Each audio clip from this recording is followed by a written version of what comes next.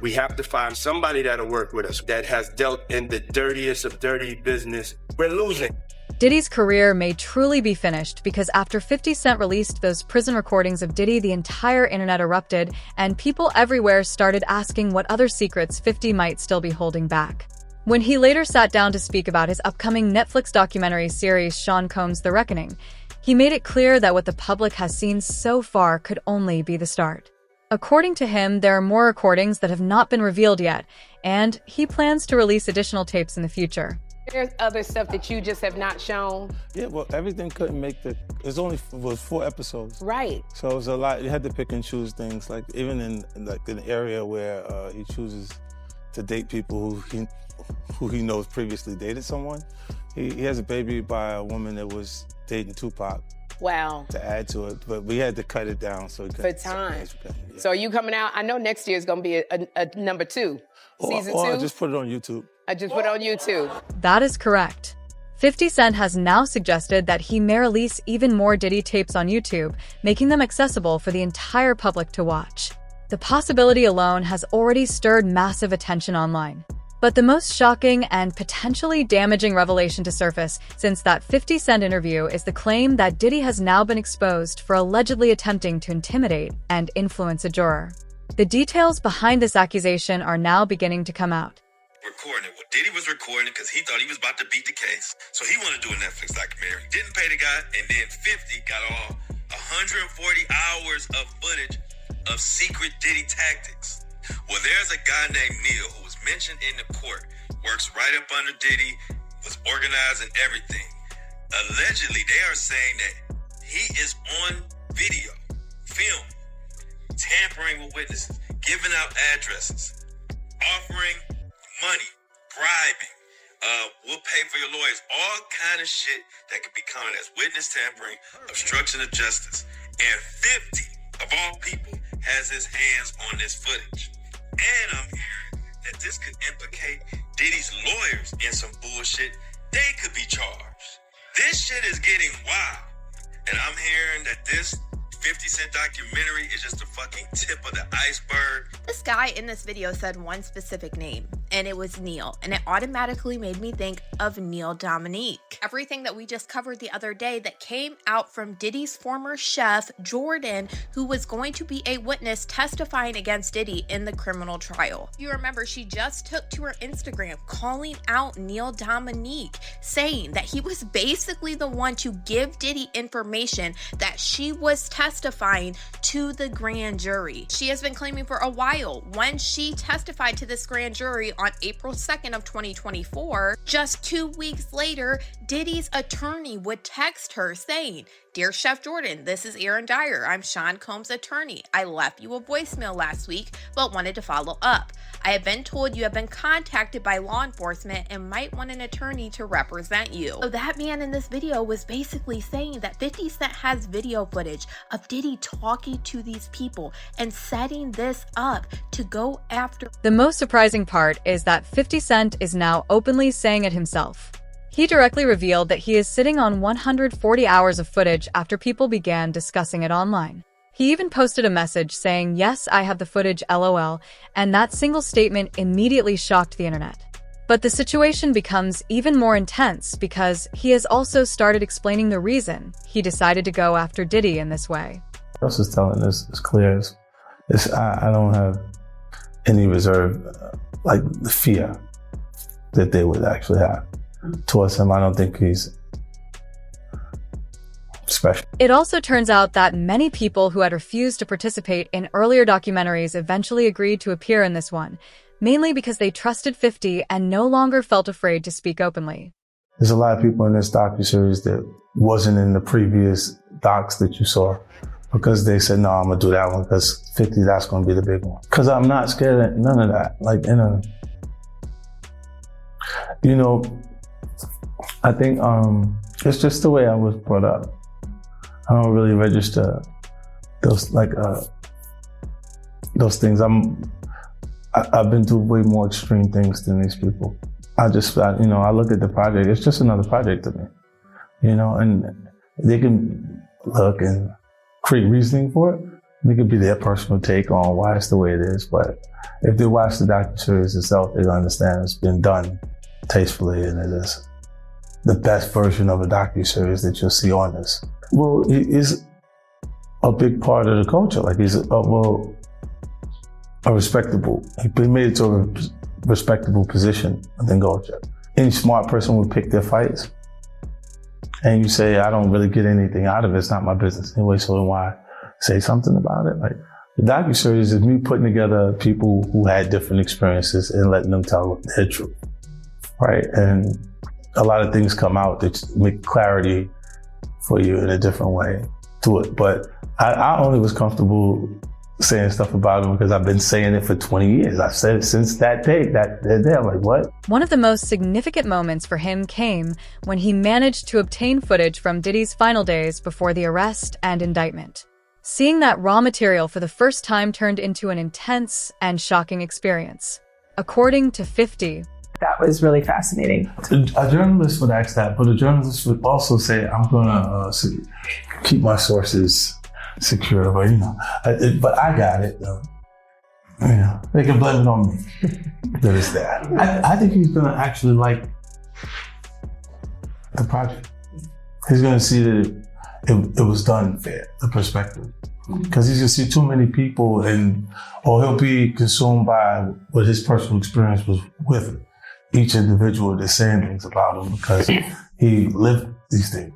She's gonna understand it. You can interview her following that and I'll do the interview with her. I'll make sure I put it together. Yeah, because I had communications with her, but to understand it, what's going on. And even though she's not in the docuseries, it was important I spoke to her to understand how things transpired. The husband, I spoke to him away from her, separate individual communications, and then see things kind of match up. Like when people say things, I go, oh, okay, I hear what you said, but if you hear things multiple times from people, different people, it kind of rings true to you. He got old real fast. His hair was jet black, like mine, and the next day he was like a full, all I saw from was the raccoon pictures from the courtroom. When they drew him, it was looked like a raccoon. Just like that, 50 Cent stepped back into the spotlight with the one thing he values the most: proof. Real receipts. He made it clear that if you are not making a documentary about your enemy's downfall, then you are not competing on his level. 50 also explained why many A-listers in Diddy's circle have stayed silent about everything. For years, he had been quietly collecting information about Diddy, patiently waiting for the right moment. Now that moment has finally arrived. Diddy is behind bars, arguing with his lawyers from inside prison walls, and there is nothing he can do to stop 50's documentary from gaining attention. Diddy's lawyers have already tried to fight back. They released a statement calling the documentary illegal and even pressured Netflix to remove it. However, one major detail missing from the documentary is the death of someone extremely close to Diddy, a man many believe Diddy was responsible for losing. That man was Anthony Wolf Jones, Diddy's former bodyguard. Gene Deal recently spoke about Diddy's connection to the death of his bodyguard Wolf and criticized the documentary for leaving that story out. He explained that the East Coast versus West Coast rivalry did not begin with the killing of Big Jake, as some people claim.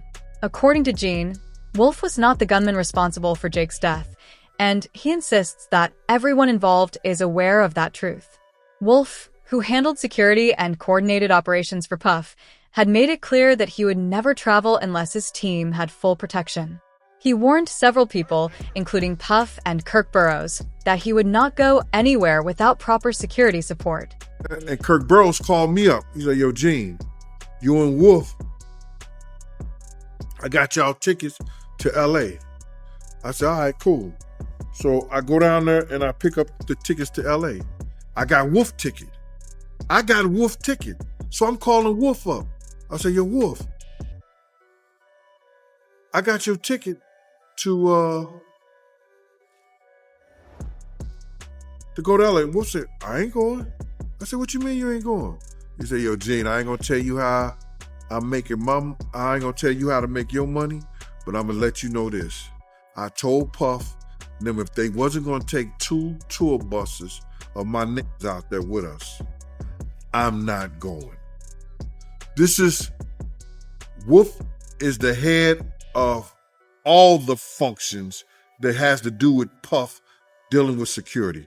I have my own contract with Puff, yeah. Paul Alford ran Green Gate Security, which is the daily operations of Puff stuff. That's his house, his cars, his transportation. He ran the office, the bad boy office, the clothing, all that shit. He ran the daily operation with his security. Wolf is over whatever's happening with Puff. You understand? Wolf tells Puff and them and tell Kirksborough and them, no, if y'all not going out there right, nobody should go out there at all.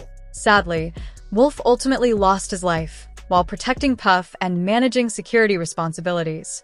Gene stressed that this crucial part of the story, including Wolf's connection to BMF, was entirely missing from the documentary. So Wolf did not and was not going anywhere that had to do with California. And it wasn't because of the Jake situation. It was that he wanted to be safe, and the only way he felt safe if he was going out there with the dudes from his clique. And that was the Valley Mob. That's the only way. Wolf ended up losing his life behind Puff and his bullshit. And people they didn't even put that in the documentary.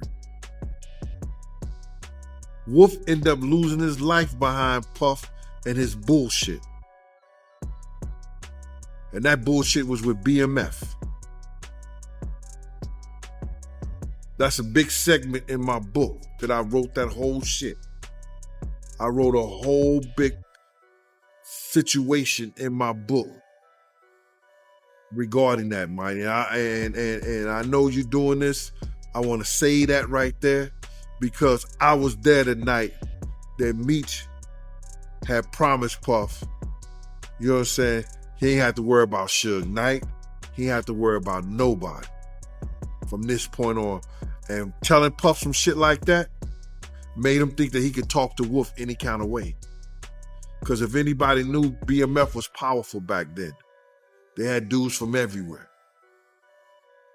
And Meech telling him he ain't have to worry about nobody no more. It made Puff think that he could tell Wolf that he didn't need Wolf no more. And one thing led to the next. Gene's point was straightforward. Wolf's death was not simply an accident or a small side story. It was directly connected to the power dynamics of the industry and the decisions made by people in control, and it deserved far more attention than the documentary gave it. At the same time, Diddy and his family are reportedly preparing a massive $1 billion defamation lawsuit, possibly the largest of its kind, as a response to the documentary. However, 50 Cent pointed out that filing such a lawsuit would require proving that everything presented in the documentary is false, which could open the door to even more complications. Financially, Diddy is also facing serious pressure. Even with his wealth, continuing legal battles, appeals, and expensive lawyers are draining his resources. Without new income, maintaining the lifestyle he once had will become far more difficult, and that could turn into the real punishment. The situation becomes even worse because Diddy secretly recorded private conversations with his lawyer Mark Agnello, the same attorney who had successfully defended him in court. That move is seen as a major betrayal. Lawyers depend on client confidentiality and privilege so they can speak openly and protect their clients, but by allowing a third party to be present and recording those conversations, Diddy completely broke that trust.